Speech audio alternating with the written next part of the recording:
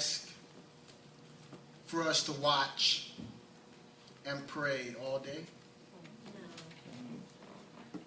No, not at all. He asked for 1 hour. Yeah. 1 hour. He knew how essential it was and is to spend that quality time praying with our Heavenly Father. Just 1 hour. Is that so much compared to how much time we spend at work? How many hours we spend at school? I'll even take it a step farther. How much time we spend sinning? Well, 1 hour. But in verse 43, it points out a barrier that Jesus' friends, your friends and my friends have. Anyone see it?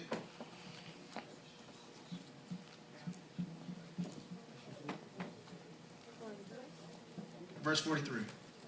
Does anybody see that barrier that they have? That your friends have, my friends, and Jesus' friends have.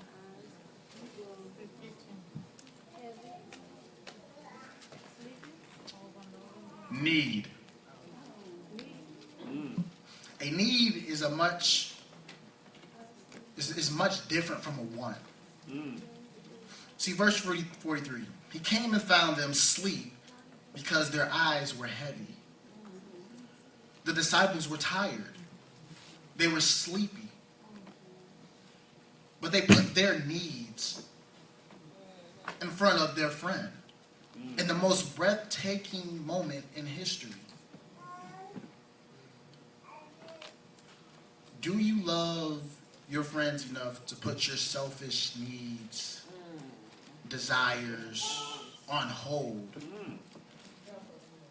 to help a friend? Even if that means missing work to help a friend. Starving for a day. Giving a little of your rent money to tithe and offering to help the church. all right. To put your careers, goals, dreams, and aspirations on hold to save your friend's life. Yeah. See, Peter told Jesus he would die for him. But when the opportunity presented itself, Peter denied Jesus when faced with humiliation. But my question is, how can you die for a friend if you won't live for one? Romans 12:1 says, present your bodies as a living sacrifice. Sacrifice. We all know what sacrifice means. Or are we asleep? Not watching and praying. To know our friends are desperately calling our names. Calling for help. But we are blinded with our needs. That we can't take the time out to help our friends. In verse 45, Jesus asked the question, are you still sleeping and resting?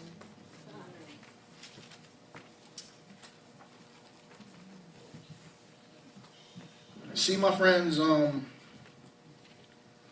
lot of you know I've been gone for a period of time. A lot of you don't.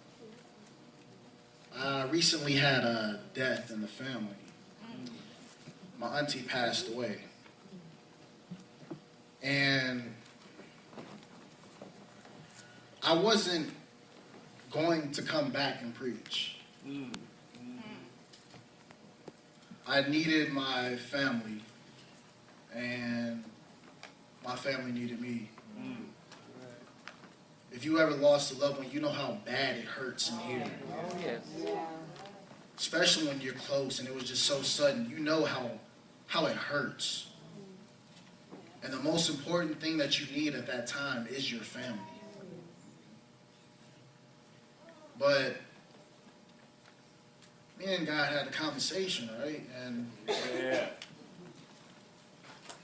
he knew that you all needed me more than my family needed me at the time. All right. All right. Because you all are my friends. So I put my needs aside to come back and preach to you all. All right. Amen. But are we willing to put away our needs? I mean, I can just remember sitting at the front, her casket open, and trying to hold in the tears because it was just right here. Like, I was hurting. Yeah. Like, there's really no pain like a loss of a loved one, Right. a friend, someone close, you know? And I remember telling Miss May that I would preach for her, but after that I couldn't do that. You know, I was, no, forget it. But me and God had that talk. You all needed me more than my family needed me at the time. Right. Remember that friend I had you think of earlier? The terrible one. Yeah. This is what our friend in heaven says.